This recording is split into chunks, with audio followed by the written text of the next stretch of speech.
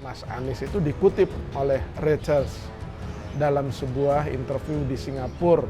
Kata Mas Anies gini, I am prepared to run for president if a party nominates me. Terjemahan bebasnya gini, saya itu bersiap atau saya mempersiapkan diri untuk maju dalam kontestasi pemilihan presiden, atau saya bersiap untuk maju menjadi presiden if, nah kalimat kuncinya itu, if, jika atau apabila partai menominasikan saya.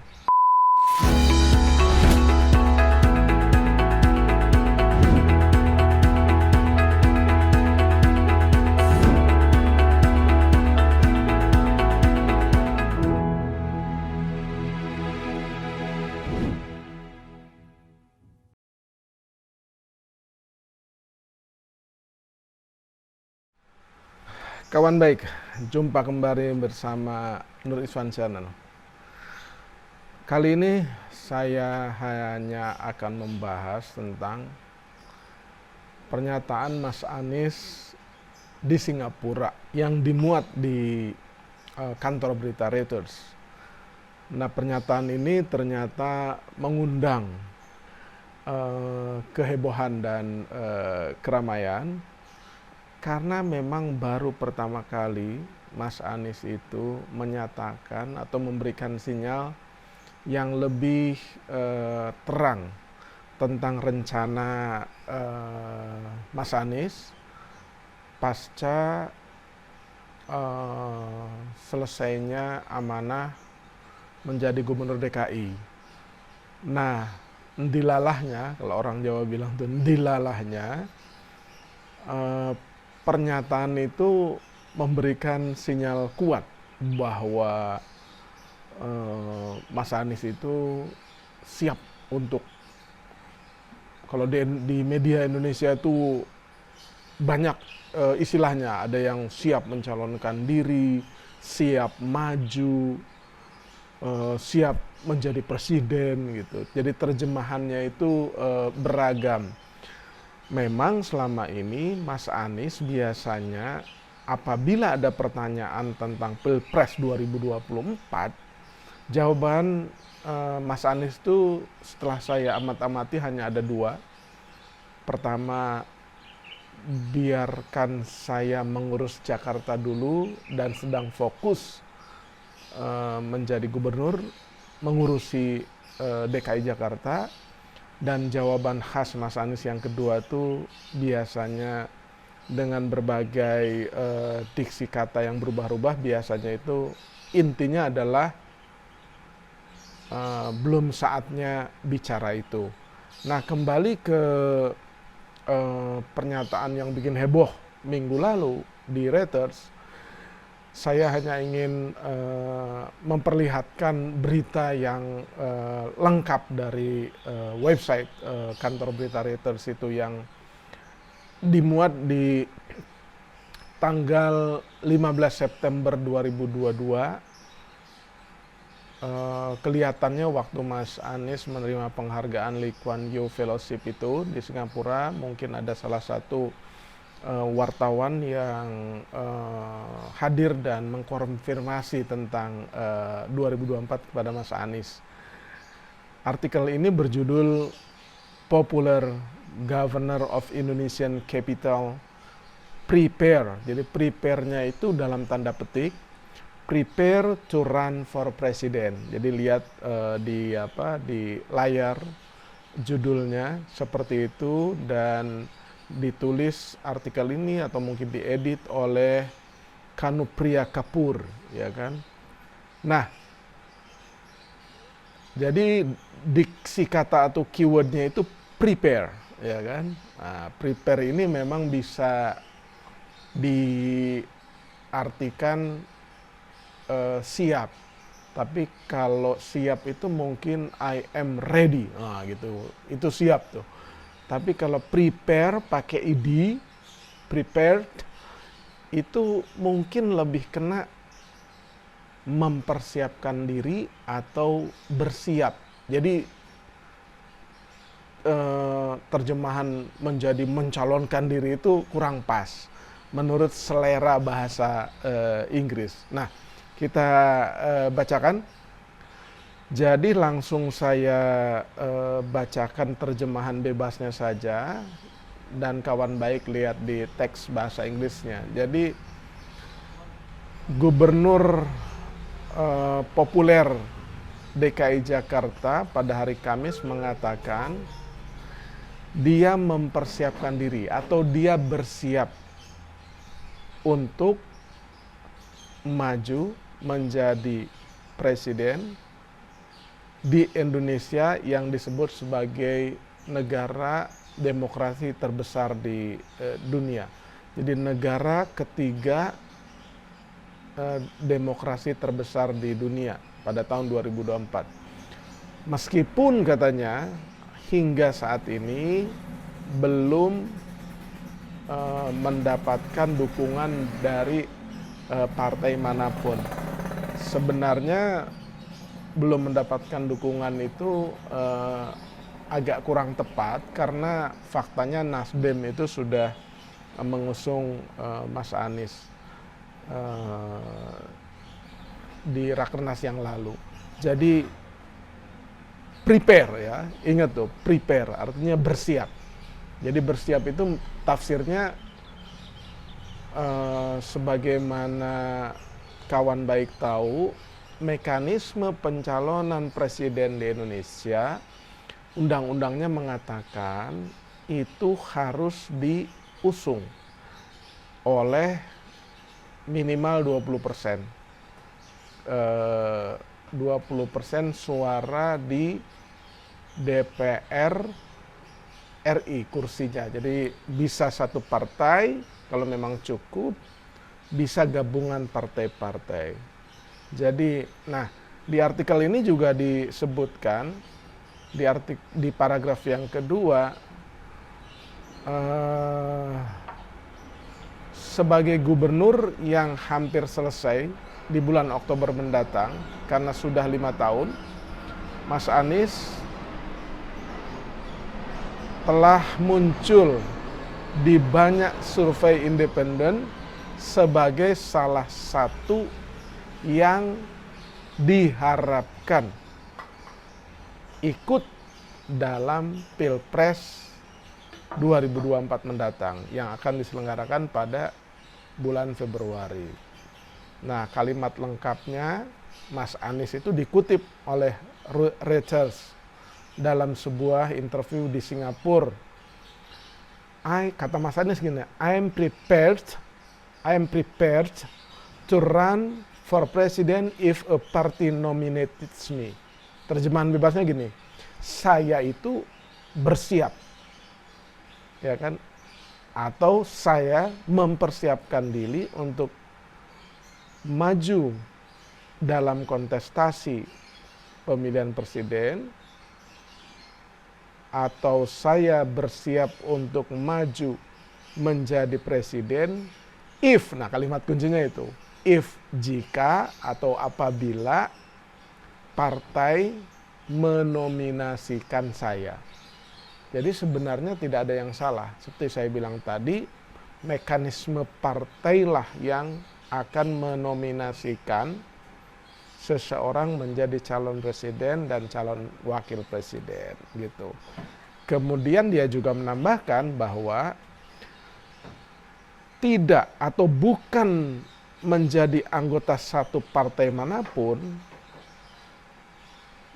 membolehkan, ya kan, Mas Anies atau memberikan kesempatan Mas Anies ruang untuk bisa berkomunikasi dengan semua kekuatan partai politik. Jadi all faction itu ya faksi. Jadi semua partai-partai atau semua kekuatan politik manapun, karena dia tidak menjadi anggota partai manapun. Nah, selanjutnya dari survei-survei yang dia sendiri tidak memesan atau tidak mengorder atau tidak meminta, yang dilakukan sebelum Mas Anies sendiri berkampanye. Kan Mas Anies nggak pernah berkampanye sebagai calon presiden yang sudah dinominasikan. Jadi dari survei-survei, tegasnya lagi ya, dari survei-survei independen yang tidak diminta, tidak dipesan oleh Mas Anies, ya kan, selalu menempatkan Mas Anies itu dalam 3 besar. Dalam bahasa Mas Anies, I think they give me more credibility. Jadi survei itu, kata Mas Anies, semua hasil survei itu yang selalu menempatkan Mas Anies di 3 besar memberikan kredibilitas kepadanya maupun kepada publik, juga kepada terutama partai politik, sehingga percaya diri, kira-kira gitulah, menjadi calon presiden gitu. Kemudian artikel ini juga mengatakan bahwa kandidat potensial dan populer lainnya itu termasuk yang sekarang ini Menteri Pertahanan Prabowo Subianto yang sudah menjajal Pilpres kurang lebih 3 kali dan belum berhasil. Kemudian Gubernur Ganjar Pranowo, up and coming itu ya politisi karir lah, politisi karir dari PDIP, jadi ruling party itu ya partai pemerintah. Kemudian kenapa 3 nama ini muncul? Karena Pak Jokowi tidak mungkin lagi running sebagai presiden. Walaupun ada sih tiba-tiba juru bicara MK memungkinkan Pak Jokowi seorang wapres menjadi seorang presiden, kemudian bisa dicalonkan menjadi wakil presiden. Tetapi pernyataan MK itu kemudian buru-buru dikoreksi karena itu dianggap bukan pernyataan resmi. Memang kalau udah situasinya mendekati begini, orang harus hati-hati dalam berbicara, apalagi institusi seperti Mahkamah Konstitusi yang keputusan konstitusinya itu, hasil keputusannya itu bisa mengikat dan tidak bisa dibanding lagi tuh. Gitu. Jadi tidak mungkin Pak Jokowi sebagai incumbent itu maju kembali karena sudah dibatasi oleh konstitusi hanya 2 periode dan tidak diperbolehkan lagi untuk maju kembali menjadi presiden maupun wakil presiden. Nah, banyak analisis, paragraf berikutnya, analisis says Anies is a likely frontrunner given his popularity at the helm of one of the Southeast Asia biggest cities. Jadi banyak memang pengamat mengatakan Anies itu adalah kandidat terkuat atau kandidat terdepan. Kenapa? Karena popularitasnya sebagai helm itu ya gubernur lah, kepala daerah atau kepala ya kan, sebagai salah satu gubernur di kota besar dan terbesar di Asia Tenggara. Jadi Jakarta itu kota terbesar di Asia Tenggara. Karena penduduknya kalau siang itu konon katanya 15 juta, kalau malam ya 10 sampai 11 juta gitu. Karena banyak yang berdiam di seperti Depok ya, agak luar kota. Depok, Bekasi, Tangerang, Bogor gitu. Nah, posisi Mas Anies sebagai gubernur itu sering dipertimbangkan sebagai springboard, ya kan? Springboard itu ya papan meluncur gitu. Artinya kendaraan yang paling baik untuk menjadi presiden itu ya gubernur DKI. Kenapa? Karena sebelumnya presiden kita sekarang Pak Joko Widodo itu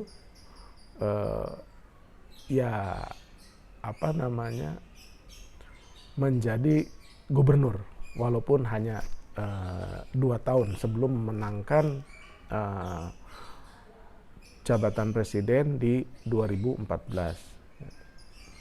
Nah, artikel berikutnya sebagaimana biasa itu cover both side, jadi di luar pujian-pujian tadi Anies punya kans terkuat, Anies di gubernur DKI populer. Nah, ini paragraf berikutnya agak mengkritisi. Jadi, but Anies has also been criticized katanya. Jadi Anies itu dikritisi, jadi dikritisi tentang bagaimana dia meraih kemenangan di Jakarta pada tahun 2017, ya kan. Jadi framing bahwa Mas Anies itu didukung oleh hardliner atau Islamist group gitu-gitu, itu memang framing yang sudah diciptakan termasuk oleh Reuters sendiri.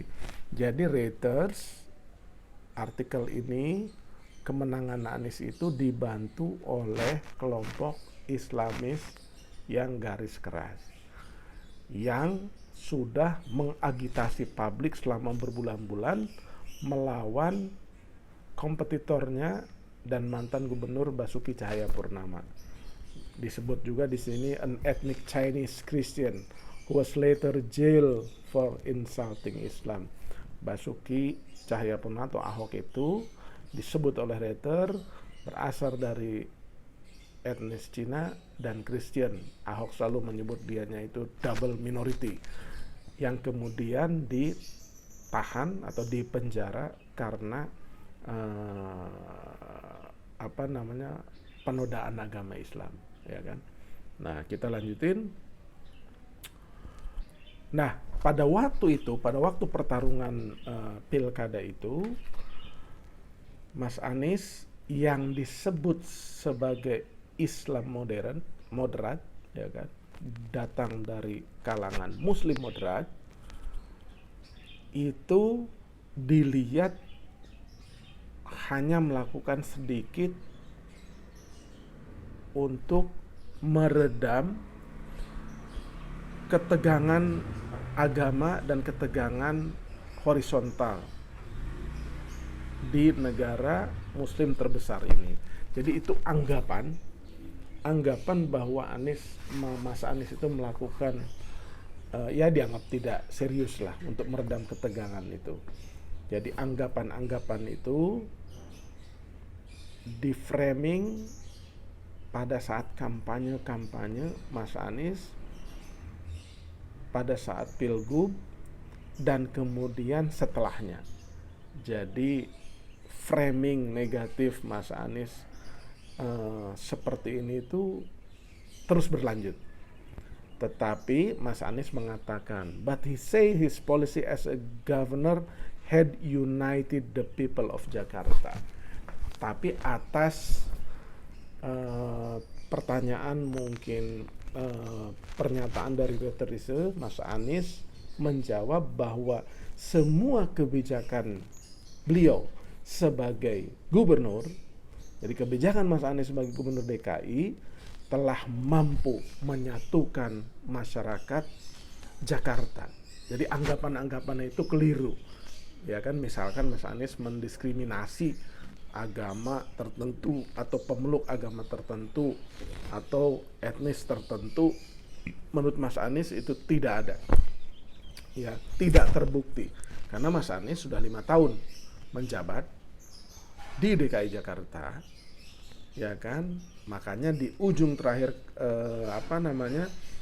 artikel ini Mas Anies menegaskan bahwa sebelumnya, ya kan, sebelumnya masyarakat atau semua orang telah membuat asumsi-asumsi, anggapan-anggapan tentang saya dan posisi saya, ya kan, serta apa yang akan saya lakukan ketika menjabat. Jadi what I would do in office. Jadi itu artinya selama menjabat itu, ya kan, ada banyak asumsi ya tentang diskriminasi, tentang Mas Anies tidak melakukan upaya penuh untuk meredam ketegangan komunal, ketegangan agama gitu. Jadi sebelumnya orang boleh aja punya anggapan, punya asumsi seperti itu. Tapi sekarang, kata Mas Anies, saya sudah melayani masyarakat Jakarta selama 5 tahun sebagai gubernur DKI. Jabatan itu saya emban selama 5 tahun. Jadi please judge me based on reality and track record. Ini diksi kata yang menurut saya sudah seharusnya dan memang agak kuat, ya kan? Bahwa nilailah saya, karena saya sudah 5 tahun, nilailah saya berdasarkan realitas kebijakan yang telah saya lakukan serta rekam jejak dari pembuktian semua kebijakan itu. Maksudnya apakah ada diskriminasi, apakah tidak ada diskriminasi. Demikian kawan baik, itulah artikel lengkap dari Reuters. Semoga kawan baik bisa memahami supaya tidak terjebak kepada judul-judul media di Indonesia yang mungkin terjemahan bebasnya bisa berbeda-beda. Jadi kita ke sumber aslinya kita lihat. Demikian, jangan lupa subscribe, like, share, dan komen. Terima kasih.